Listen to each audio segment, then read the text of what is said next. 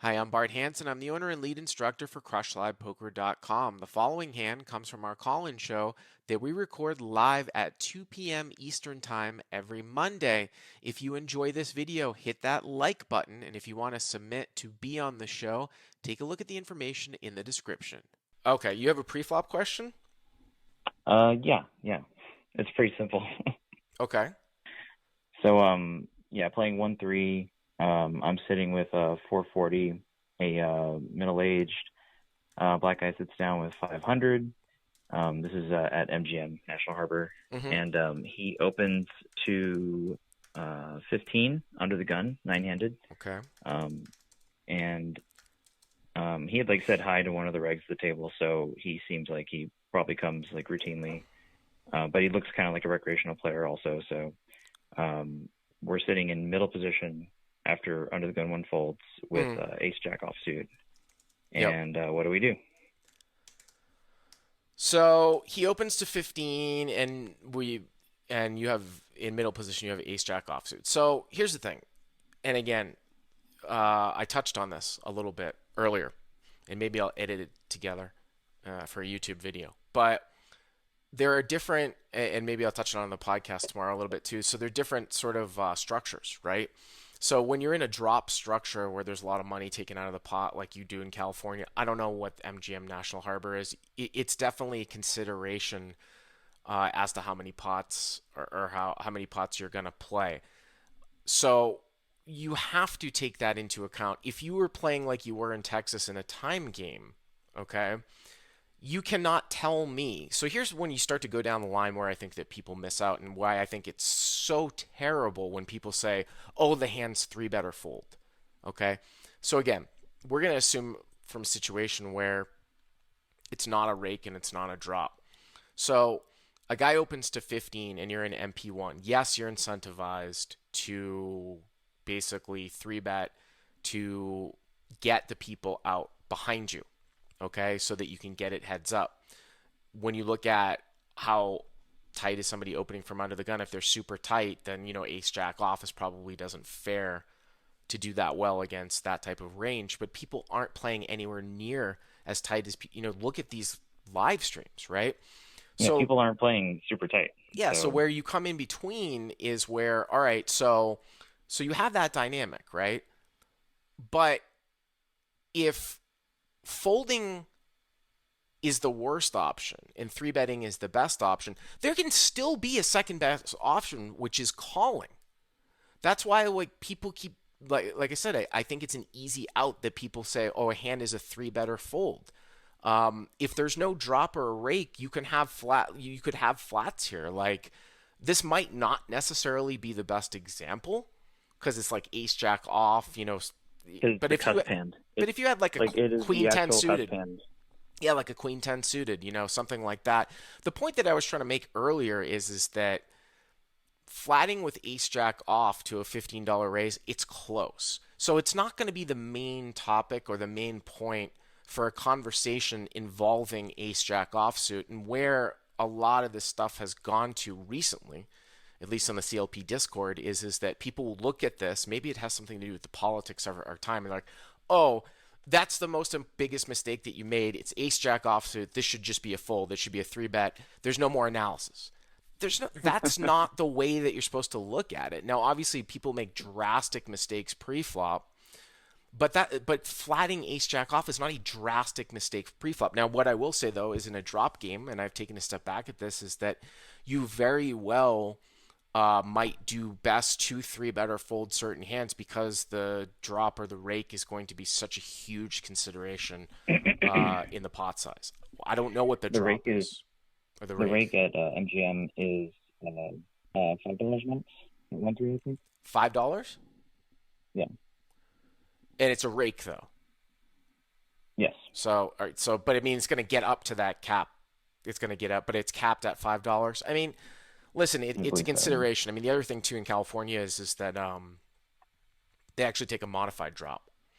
They take a modified drop, and also you might be in situations, James, where you've been accustomed to playing with a lot of weak competition, and you've been able to play more hands pre-flop profitably because of how poorly people play post and how badly they're playing pre-flop themselves. Whereas if you move into tougher games or you move into games where people are playing a little bit more sound pre-flop, then you do need to tighten up your game. But like for example, like I was at another club like in Round Rock on Saturday, whatever, the lodge, and like I realized I was playing way too tight. Like I was making Yeah. no, I mean I was like there's no drop in this game.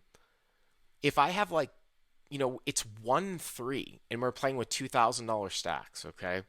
If six people limp in, let's just give an example. Like, and I saw, and I have like 6-7 offsuit, 6-8 suited, 5-6 off on the button, and it cost me $3 to overlimp six people, right? So basically, like, I'm getting 8-1, and they're just mouth breathers with $2,000 stacks. That's the reality in that game. Now, that's an extreme one way. Then you have another extreme Right. where you could be playing in a $500 cap game, like Mariano in LA, where the drop is $7. Well, certainly you don't want to be over limping hands in that game. That's for sure. So, I think I'd rather three bet this hand in that game, sure, no, like I'm just my no, stack of hand. course, no, but I'm just saying that the drop considerations, are and just basically situations and stuff are very, very strong. But I think that harping on some of these very, very close preflop spots uh, people are starting to go down that path where they're concentrating on the wrong things because this can't be the most important part of a hand. This is not flatting with ace eight offsuit. So it's Right. very, very easy for people to look at something and be like, oh, that's a mistake. Yeah, Also, that's a huge mistake. I mean, it's not. sup- It's close. Bart, suppose this was a 2-5 hand and we have the same effective stack sizes. He has 500 and I have 440. Uh huh. Or I have, I'm the effective stack. I have 440, and he opens to 15 under the gun. Um, like because he's opening in 1-3, he's opening 5x. So imagine if instead he just opened like 4x at 2-5, and that would just be 20. Hmm. So how would you react to that open with your holding sitting in middle position? You mean it with the same stack sizes, but it was 2-5, and you made it 20 instead of making it Yeah. 15 at If 1-3? he made it like that's the standard open in 2-5, he made it just 20. I mean, you might just fold because you might assume that the ranges are tighter somewhat, that people have more of a clue just based. But if you're saying it's the same guy with the same ranges, it probably doesn't really change that much, right? Right. But if it's And the stacks, the effective stacks post flop are going to be the same, like the SPR and everything. right, well, I mean, it wouldn't change anything, right? But I'm saying that if you're looking in general at strength of player, I mean, if the SPR is going to be the same and the stacks are the same, what difference? I mean, it's kind of like I said, these games in Texas here at 1-3 when everybody's opening at 20, the blind, and we're going to play in a 5-5 game tonight. That's going to play like a 10-20 game. It, it's not really. I mean, in theory, you could play super tight. So the difference, actually, in theory, is that you can, if you were playing with exactly the same ranges, you could play much tighter at 1-3.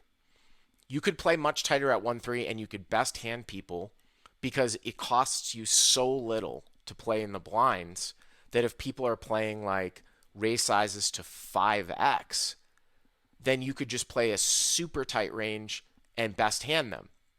Whereas at 2-5, now all of a sudden you're putting in $7 per round and they're opening to 4x, you would have to play slightly looser. Not very loose, but slightly looser, right? So that's the theory behind it.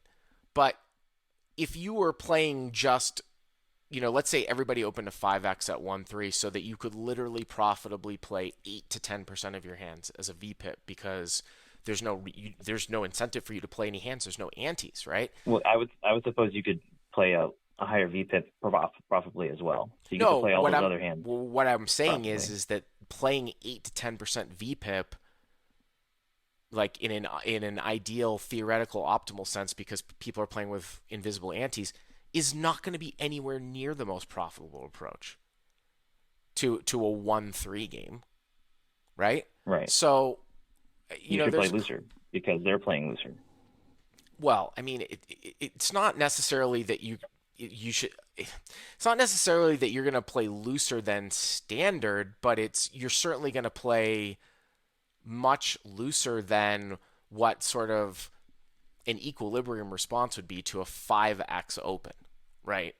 With these stack Right. sizes. So, anyways, James, thanks for the call. I appreciate it. If you like what you've seen here, please hit the subscribe button. And if you enjoyed this call in hand, hit the like button down below. To check out crushlivepoker.com, click on the link in the description. Use the code YTA300 to get the first 30 days for free.